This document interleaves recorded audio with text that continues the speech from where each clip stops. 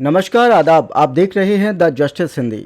उत्तर प्रदेश में विधानसभा चुनाव 2027 भले ही अभी करीब एक साल दूर हों, लेकिन बिगुल अभी से बजना शुरू हो गया है और इस बार सबसे पहले चुनावी तैयारी को रफ्तार दी है बहुजन समाज पार्टी यानी बसपा ने। बसपा पार्टी प्रमुख ने मिशन 2027 के तहत उम्मीदवारों की घोषणा की प्रक्रिया समय से पहले शुरू कर दी है। इसे बसपा की सोची समझी रणनीतिक चाल माना जा रहा है, क्योंकि पार्टी इस बार कोई जोखिम नहीं लेना चाहती। बसपा ने कुछ विधानसभा सीटों पर प्रभारी नियुक्त किए हैं और पार्टी की परंपरा रही है कि जिससे पहले प्रभारी बनाया जाता है वही आगे चलकर आधिकारिक प्रत्याशी घोषित होता है। आजमगढ़ की दीदारगंज सीट पर अबुल कैश आजमी, जालौन की माधोगढ़ सीट पर आशीष पांडे, जौनपुर की मुंगरा बादशाहपुर सीट पर विनोद मिश्रा और सहारनपुर देहात सीट पर फिरोज आफ्ताब को जिम्मेदारी दी गई है। इन नियुक्तियों के साथ ही यह संकेत मिल गया है कि बसपा ने संभावित उम्मीदवारों को पहले से ही मैदान में उतारने की तैयारी कर ली है, ताकि उन्हें समय रहते संगठनात्मक मजबूती और क्षेत्रीय पहचान मिल सके।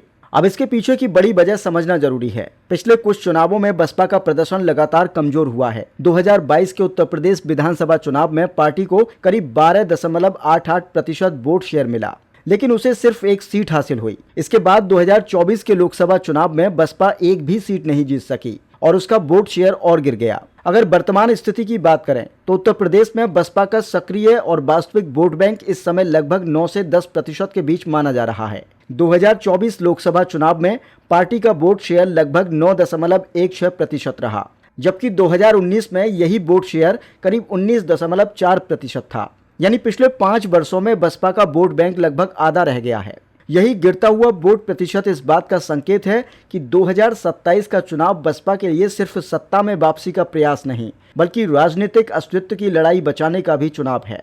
इसकी पृष्ठभूमि में मायावती ने एक बार फिर अपने पुराने सोशल इंजीनियरिंग फॉर्मूले को सक्रिय किया है। 2007 में दलित ब्राह्मण मुस्लिम समीकरण के सहारे बसपा ने 206 सीटें जीतकर पूर्ण बहुमत हासिल किया था। अब 2027 में उसी मॉडल को नए सिरे से दोहराने की कोशिश दिखाई दे रही है। हाल में घोषित प्रभारियों में ब्राह्मण मुस्लिम चेहरों को प्राथमिकता देना इसी रणनीति का हिस्सा माना जा रहा है।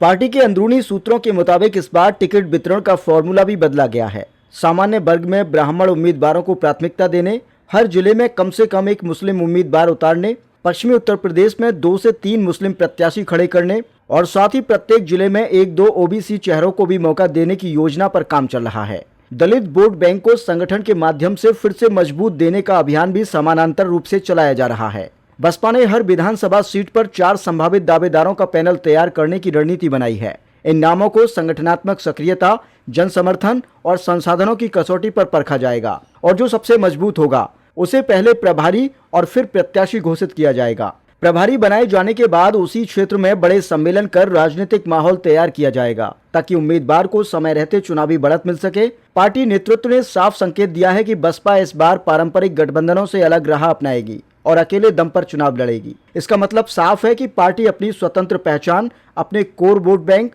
और नए सामाजिक समीकरण के सहारे सीधा मुकाबला करने की तैयारी में है। लेकिन असली सवाल यही है कि क्या लगभग 9 से 10% पर सिमट चुका वोट बैंक फिर से 15 या 20% तक बढ़ाया जा सकता है? क्या दलित ब्राह्मण मुस्लिम ओबीसी गठजोड़ दोबारा वही असर दिखा पाएगा जो 2007 में दिखा था, या फिर बदल चुकी राजनीतिक परिस्थितियों में यह फॉर्मूला पहले जैसा कारगर साबित नहीं होगा? 2027 का चुनाव बसपा के भविष्य की दिशा तय करेगा। मायावती लगातार बैठकों और संगठनात्मक रणनीति के जरिए यह संदेश दे रही है कि इस बार पार्टी तैयारी में कोई कसर नहीं छोड़ेगी। अब देखना यह है कि क्या यह रणनीतिक सक्रियता वोटों में तब्दील हो पाएगी या नहीं।